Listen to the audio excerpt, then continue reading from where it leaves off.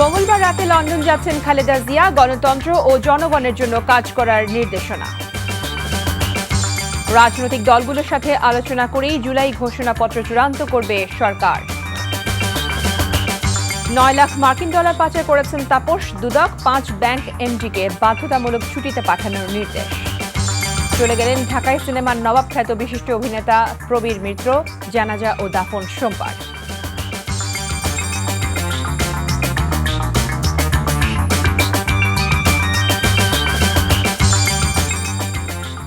আসসালামু আলাইকুম। কানিজ ফাতেমা লোপা স্বাগত জানাচ্ছি এনটিভির মধ্যরাতের খবরে। ক্রাউন সিমেন্ট শিরোনাম দেখছিলেন, এবারে নিয়ে যাচ্ছি পুরো খবরে। চিকিৎসার জন্য আগামী মঙ্গলবার রাতে লন্ডন যাচ্ছেন বিএনপি চেয়ারপারসন খালেদা জিয়া। রোববার রাতে গুলশানে বিএনপি চেয়ারপারসনের সঙ্গে দলটির স্থায়ী কমিটির সদস্যের সাক্ষাৎ শেষে গণমাধ্যম কর্মীদের এ তথ্য জানিয়েছেন বিএনপি মহাসচিব মির্জা ফখরুল ইসলাম আলমগীর। বলেন, দেশ ও জনগণের পক্ষে কাজ করতে নেতাকর্মীদের আহ্বান জানিয়েছেন খালেদা জিয়া। মিসবাহ হাসানের রিপোর্ট। স্বৈরাচার আওয়ামী লীগ সরকারের আমলে রাজনৈতিক উদ্দেশ্য প্রণোদিত মিথ্যা মামলায় সাজাপ্রাপ্ত হয়ে 2018 সালের 8 ফেব্রুয়ারি কারাগারে যান বিএনপি চেয়ারপারসন বেগম খালেদা জিয়া। এরপর গুরুতর অসুস্থ হয়ে পড়েন তিনি। 2020 সালের মার্চে নির্বাহী আদেশে শর্ত সাপেক্ষে সাময়িক মুক্তি দিলেও বিদেশে চিকিৎসার অনুমতি দেয়নি স্বৈরাচার সরকার। ছাত্র জনতার অভ্যুত্থানে শেখ হাসিনা পতনের পর মুক্তি পান খালেদা জিয়া। এরপর থেকে বিদেশ যাওয়ার প্রস্তুতি শেষে অবশেষে লন্ডনে যাচ্ছেন তিনি। চিকিৎসার জন্য দলের চেয়ারপারসনকে বিদায়ী শুভেচ্ছা জানাতে তার বাসভবন ফিরোজায় যান বিএনপির শীর্ষ নেতারা। ঘণ্টাখানেক পর বেগম জিয়ার বাসা থেকে বের হয়ে গণমাধ্যমের সাথে কথা বলেন দলের মহাসচিব। বলেন, গণতন্ত্রের পক্ষে কাজ করার নির্দেশ দিয়েছেন বেগম জিয়া। আগামী 7 তারিখে তিনি সম্ভবত রাতে তিনি লন্ডনের উদ্দেশ্যে যাত্রা করবেন। তার চিকিৎসার জন্য নির্দেশনা দিয়েছেন যে একসাথে কাজ করো, জনগণের পক্ষে কাজ করো, গণতন্ত্রের পক্ষে কাজ করো। খালেদা জিয়ার জন্য সবার কাছে দোয়া চান মির্জা ফখরুল। পরম করুণাময় আল্লাহ তাআলার কাছে এই দোয়া চেয়েছি আমরা, যে আল্লাহ তাআলা তাকে যেন সম্পূর্ণ সুস্থ করে আবার আমাদের মাঝে, দেশের মানুষের মাঝে ফিরিয়ে নিয়ে আসেন। এর আগে 2017 সালের চিকিৎসার জন্য লন্ডনে গিয়েছিলেন খালেদা জিয়া। Misbah Hasan, NTV news, Dhaka. ভোটের সময় নিয়ে ভাষা কোনো ধারণা নয়, নির্বাচনের সুনির্দিষ্ট রোডম্যাপ ঘোষণার দাবি জানিয়েছেন বিএনপি স্থায়ী কমিটির সদস্য সালাউদ্দিন আহমেদ। বলেছেন, যে কোনো কৌশল বা বাহানায় নির্বাচন বিলম্ব করার চেষ্টা জনগণ প্রত্যাখ্যান করবে। তারেক রহমানকে দেশে ফেরানোর পরিবেশ তৈরি করা যায়নি বলেও মন্তব্য করেন তিনি। তবে আশা প্রকাশ করেন শিগগিরই দেশে ফিরবেন বিএনপির ভারপ্রাপ্ত চেয়ারম্যান। ইমরুল আহসানের রিপোর্ট। 14 দিনের যুক্তরাজ্য সফর শেষে রোববার দেশে ফেরেন বিএনপির নীতি নির্ধারণী ফোরামের সদস্য সালাউদ্দিন আহমেদ। লন্ডনে তারেক রহমানের সাথে দলের সাংগঠনিক বিষয় নিয়ে কি আলোচনা হয়েছে তা নিয়ে মুখ না খুললেও সাম্প্রতিক রাজনৈতিক বিষয়ে বিভিন্ন প্রশ্নের উত্তর দেন তিনি। বলেন, বর্তমানে ফ্যাসিবাদ বিরোধী যে ঐক্য গড়ে উঠেছে তা বাস্তবায়নে দ্রুত নির্বাচন দেওয়া প্রয়োজন। দাবি জানান রোডম্যাপ ঘোষণার।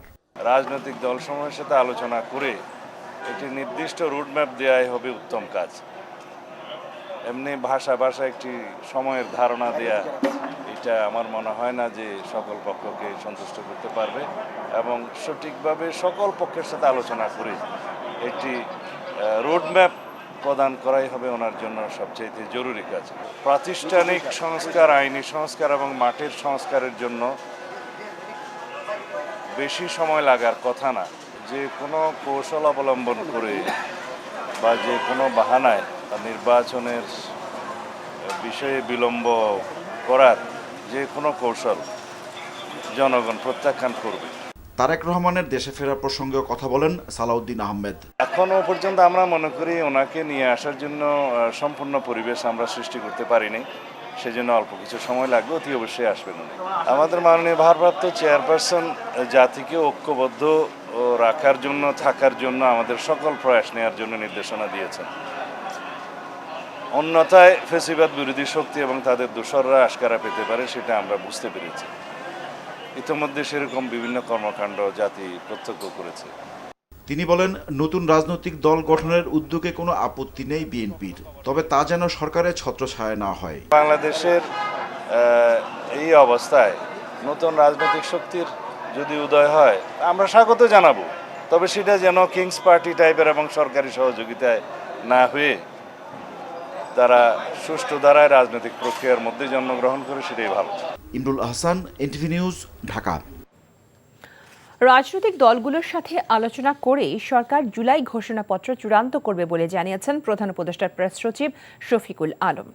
রোববার রাজধানী ফরেন সার্ভিস একাডেমিতে অনুষ্ঠিত নিয়মিত ব্রিফিংয়ে তিনি কথা জানান। খুব শিগগিরই এ নিয়ে রাজনৈতিক দলগুলোর সাথে সরকার আলোচনায় বসবে বলেও জানান প্রেস সচিব।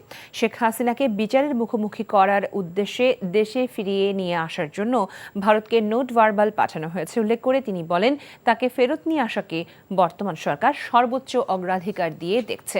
শেখ হাসিনা বিভিন্ন ক্ষেত্রে বাংলাদেশে পাপাচার করেছেন উল্লেখ করে শফিকুল আলম বলেন, তাকে তার সম্ভাব্য শাস্তি পেতেই হবে। তিনি তার পিতার হত্যাকারীদের যেভাবে দেশে ফিরিয়ে নিয়ে এসেছিলেন তাকেও একইভাবে ফেরত এনে বিচারের মুখোমুখি করা হবে বলে জানান প্রেস সচিব। ঘোষণাপত্র নিয়ে কথাবার্তা হচ্ছে এবং এটা নিয়ে সামনে পলিটিক্যাল পার্টিগুলোর সাথেও কথাবার্তা হবে এবং আমরা আশা করছি যে আপনারা এই বিষয়ে সামনে আরো ডেভেলপমেন্ট দেখবেন। আমরা আমাদের অ্যানাউন্সমেন্টে কিন্তু বলেছিলাম কিছু দিনের মধ্যে, তো আমরা সেই লক্ষ্যে কাজ করে যাচ্ছি। আমাদের এখনো সুনির্দিষ্ট কোনো ডেট বা এগুলো ফিক্স নাই। দেশের সার্বভৌমত্ব রক্ষায় সর্বদা যুদ্ধের জন্য সেনা সদস্যদের প্রস্তুত থাকার আহ্বান জানিয়েছেন অন্তর্বর্তী সরকারের প্রধান উপদেষ্টা ডক্টর মোহাম্মদ ইউনূস। আভিযানিক দক্ষতা, সাহসিকতা ও পেশাদারিত্ব অর্জনে সেনা সদস্যদের প্রশিক্ষণ বাস্তবসম্মত করার নির্দেশনাও দিয়েছেন তিনি। রাজবাড়ী থেকে রিপোর্ট করছেন হাসান মাহমুদ, ছবি তুলেছেন ফরিদ আহমেদ ভূঁইয়া। শত্রুর দুর্গ একের পর এক তছনছ করে উড়িয়ে দিচ্ছে দেশপ্রেমিক সৈনিকের অস্ত্র। রণঝঙ্কারে যুদ্ধের দামামা বেজে চলেছে। প্রিয় মাতৃভূমিকে রক্ষায় এভাবেই জীবন বাজি রেখে শত্রুর বিরুদ্ধে সশস্ত্র যুদ্ধে কামানের গোলা আর অত্যাধুনিক সমরাস্ত্র গর্জে ওঠে। সেনাবাহিনীর ৫৫ পদাতিক ডিভিশনের আয়োজনে রাজবাড়ী জেলার কালুখালীর সাধারচরে সামরিক প্রশিক্ষণ এলাকায় সেনাবাহিনীর ম্যানুভার অনুশীলন অর্থাৎ যুদ্ধ মহড়ার দৃশ্য এটি। যুদ্ধ করতে করতে শত্রুপক্ষকে নিশ্চিহ্ন করে যোদ্ধারা, উড়িয়ে দেয় বিজয় কেতন। প্রায় ১ ঘণ্টাব্যাপী অনুশীলনে অত্যাধুনিক সমরাস্ত্রে সজ্জিত বাংলাদেশ সেনাবাহিনীর সেনা সদস্যরা সত্যিকারের যুদ্ধের পরিবেশন সৃষ্টির মাধ্যমে আক্রমণ অনুশীলন সফলভাবে পরিচালনা করেন। পুরো মহড়া সামনে থেকে বসে দেখেন প্রধান উপদেষ্টা ডক্টর মোহাম্মদ ইউনূস। পরে সমাপনী বক্তব্যে তিনি বলেন, বাংলাদেশ সেনাবাহিনী জাতির অহংকার ও বিশ্বাসের জায়গা, তাই প্রশিক্ষণই সর্বোত্তম কল্যাণ এই মন্ত্রে উদ্বুদ্ধ হয়ে আধুনিক ও যুগোপযোগী প্রশিক্ষণের মাধ্যমে দক্ষতা বৃদ্ধি করতে হবে। পারফেকশন এটা সব জিনিসে, সেটা শুধু যুদ্ধের ব্যাপারে নয়, জীবনের সবকিছুতেই খাটে।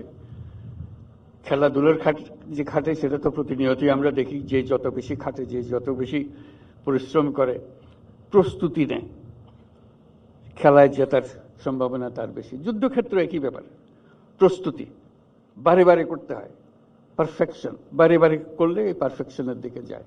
ডক্টর ইউনূস বলেন, আভিযানিক দক্ষতা, সাহসিকতা ও পেশাদারিত্ব অর্জনে সেনা সদস্যদের প্রশিক্ষণ হতে হবে বাস্তবসম্মত। প্রশিক্ষণই সর্বোত্তম কল্যাণ এই মন্ত্রে উদ্বুদ্ধ হয়ে আধুনিক ও যুগোপযোগী প্রশিক্ষণের মাধ্যমে আভিযানিক দক্ষতা অর্জন করে দেশের সার্বভৌমত্ব রক্ষায় বাংলাদেশ সেনাবাহিনীর সদস্যগণ সর্বদা প্রস্তুত থাকবে। সেই লক্ষ্যে সেনা সদস্যদের প্রশিক্ষণ হতে হবে বাস্তবসম্মত। এদিন সামরিক এলাকায় সেনা সদস্যদের অবস্থানের জন্য প্রশাসনিক ভবনের ভিত্তিপ্রস্তর স্থাপন করেন সেনাপ্রধান জেনারেল ওয়াকারুজ্জামান। শীতার্তদের মাঝে বিতরণ করেন শীতবস্ত্র। লাল সবুজের ৫৬,০০০ বর্গ মাইলের প্রতিটি ইঞ্চি রক্ষায় দেশ প্রেমিক সেনাবাহিনী শত্রুর মুখোমুখি থেকে জীবন বাজি রাখার যে মহড়া দিয়েছে, তাতে আগামীতে সেনাবাহিনীর দক্ষতা উন্নয়নের পাশাপাশি দেশ মাতৃকার জন্য বুক চিতি দেওয়ার অনন্য উদাহরণ তাদের স্মরণ থাকবে। হাসান মাহমুদ, এনটিভি নিউজ, কালুখালী, রাজবাড়ী। ছাত্র জনতার গণঅভ্যুত্থানের পর প্রথমবারের মতো শেখ পরিবারের কারো বিরুদ্ধে মামলা করেছে দুদক। সংস্থাটি বলছে, সাবেক মেয়র ফজলে নূর তাপস ও তার স্ত্রীর বিরুদ্ধে 570 কোটি টাকার অস্বাভাবিক লেনদেন, 9 লাখ মার্কিন ডলার পাচার এবং প্রায় 80 কোটি টাকার অবৈধ সম্পদের প্রমাণ মিলেছে। দুদক বলছে, তাপস সহ পলাতকদের ফিরিয়ে আনতে আইনি পদক্ষেপ নেওয়া হবে। তামজিদ সুমনের রিপোর্ট। একজন চিফ জাস্টিসকেও নামায় দিয়েছিল। বেসিক ব্যাংকের দুর্নীতির মামলায় দুদকের নিষ্ক্রিয়তার অভিযোগ তুলে তৎকালীন চেয়ারম্যানের পদত্যাগ দাবি জানিয়েছিলেন ঢাকা দক্ষিণ সিটির সাবেক মেয়র ব্যারিস্টার ফজলে নূর তাপস। সময়ের পথ পরিক্রমায় সেই দুদকের মামলায় ফেঁসে যাচ্ছেন শেখ পরিবারের এই সদস্য। দুদকের চেয়ারম্যান তার অবশ্যই পদ থেকে সরে যাওয়া উচিত। আদালত প্রাঙ্গণে আওয়ামী আইনজীবীদের প্রভাবশালী এই নেতা ও তার স্ত্রীর বিরুদ্ধে দুদকের অনুসন্ধানে উঠে এসেছে প্রায় 9 লাখ মার্কিন ডলার পাচারের তথ্য। এছাড়া স্ত্রীসহ তাপসের বিরুদ্ধে ব্যাংকে 570 কোটি টাকার অস্বাভাবিক লেনদেন ও প্রায় 80 কোটি টাকার অবৈধ সম্পদের প্রমাণ মিলেছে। এ ঘটনায় রোববার পৃথক দুটি মামলা করেছে সংস্থাটি। শেখ ফজলে নূর তাপস দায়িত্ব পালনকালে স্বীয় ক্ষমতার অপব্যবহারপূর্বক বিভিন্ন অনিয়ম ও দুর্নীতির মাধ্যমে জ্ঞাত আয়ের সাথে অসঙ্গতিপূর্ণ 5,17,527 মার্কিন ডলার অস্বাভাবিক লেনদেনের মাধ্যমে অপরাধলব্ধ অবৈধ অর্থ গোপন ও আড়াল করার উদ্দেশ্যে জ্ঞাত সারে হস্তান্তর ও স্থানান্তর করে যোগ্য অপরাধ করায় তার বিরুদ্ধে একটি মামলা রুজু করা হয়েছে। সংস্থাটি বলছে, তদন্তের প্রয়োজনে তাপস সহ পলাতকদের ফিরিয়ে আনতে আইনি পদক্ষেপ নেওয়া হবে। তদন্ত শেষে বা তদন্তকালীন সময়ে যারা পলাতক আছেন তাদেরকে ফিরিয়ে আনার বিষয়ে ফৌজদারি কার্যবিধি অনুসরণ করে পরবর্তী কার্যক্রম গ্রহণ করা হবে। এই প্রশ্ন যেমন কইছো আমনে সব প্রশ্ন রেডি আছে। এদিন প্রশ্ন ফাঁসে গ্রেপ্তার পিএসসির সাবেক গাড়ি চালক সৈয়দ আবেদ আলী জীবন ও তার স্ত্রী ও ছেলের বিরুদ্ধে পৃথক 3টি মামলা করেছে দুদক। তাদের বিরুদ্ধে প্রায় 5.5 কোটি টাকার অবৈধ সম্পদ ও প্রায় 46 কোটি টাকার সন্দেহজনক লেনদেনের প্রমাণ মিলেছে। Tamjid Suman, NTV news, Dhaka. First security ইসলামী ব্যাংকের পর এবার এস আলম গ্রুপের নিয়ন্ত্রণাধীন 4 ব্যাংক সহ মোট 5টি ব্যাংকের ব্যবস্থাপনা পরিচালককে বাধ্যতামূলক ছুটিতে পাঠিয়েছে বাংলাদেশ ব্যাংক। রোববার তাদের ছুটিতে পাঠানোর নির্দেশ দেয় কেন্দ্রীয় ব্যাংক। ব্যাংকগুলো হলো এক্সিম ব্যাংক, গ্লোবাল ইসলামী ব্যাংক, SIBL, ICB ইসলামী ব্যাংক ও ইউনিয়ন ব্যাংক। এর আগে শনিবার ফার্স্ট সিকিউরিটি ইসলামী ব্যাংকের এমডি সৈয়দ ওয়াসেক মোহাম্মদ আলীকে বাধ্যতামূলক ছুটিতে পাঠানো হয়। এদিন ব্যাংকটির জরুরি সভা থেকে তাকে আগামী 3 মাসের জন্য ছুটিতে পাঠানো হয়েছে। ঋণ কেলেঙ্কারি ও নানা অনিয়মে খাদের কিনারায় থাকা এই 6 বেসরকারি ব্যাংকের অডিট চালানোর সিদ্ধান্ত নিয়েছে ব্যাংক খাত সংস্কারে গঠিত টাস্ক ফোর্স। অডিট চলাকালে এসব ব্যাংকের ব্যবস্থাপনা পরিচালকদের বাধ্যতামূলক ছুটিতে পাঠানো হচ্ছে। যুক্তরাজ্যের লন্ডনে এবার সন্ধান মিলেছে টিউলিপ সিদ্দিকীর বোন আজমিনা সিদ্দিকীকে দেওয়া বিনামূল্যে একটি ফ্ল্যাটের। ফ্ল্যাটটি বাংলাদেশের ক্ষমতাচ্যুত প্রধানমন্ত্রী শেখ হাসিনার ঘনিষ্ঠ এক আইনজীবী তাকে উপহার দিয়েছিলেন। ব্রিটিশ গণমাধ্যম দ্য সানডে টাইমস এক প্রতিবেদনে এ তথ্য জানিয়েছে। হ্যামস্টেডের ফিঞ্চলের ফ্ল্যাটটি আজমিনাকে 2009 সালে হস্তান্তর করা হয়েছিল বলে জানানো হয়। যুক্তরাজ্যের ভূমি নিবন্ধন সংক্রান্ত নথিপত্রে বলা হয়েছে, কোনো ধরনের আর্থিক মূল্য ছাড়াই টিউলিপের বোনকে ফ্ল্যাটটি দেওয়া হয়েছিল। টিউলিপ সিদ্দিকী যুক্তরাজ্যের ক্ষমতাসীন লেবার পার্টির মন্ত্রী এবং শেখ রেহানার মেয়ে।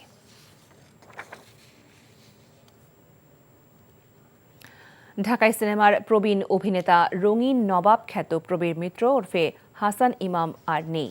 ইন্না লিল্লাহি ওয়া ইন্না ইলাইহি রাজিউন।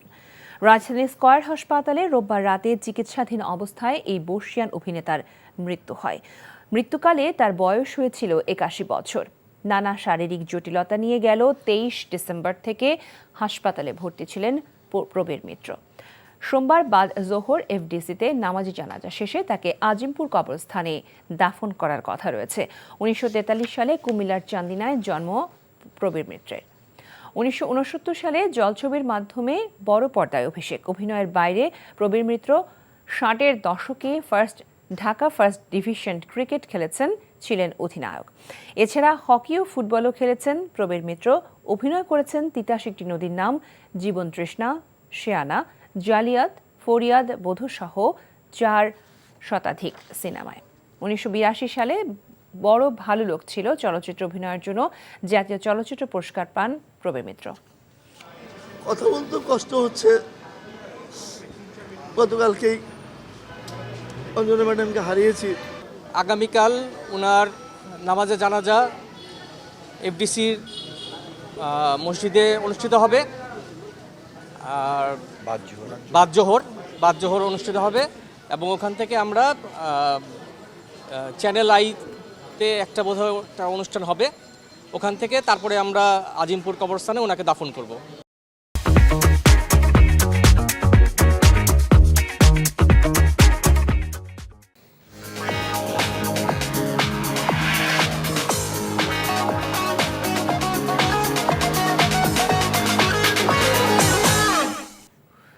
নগদ নিবেদিত অর্থনীতির খবর।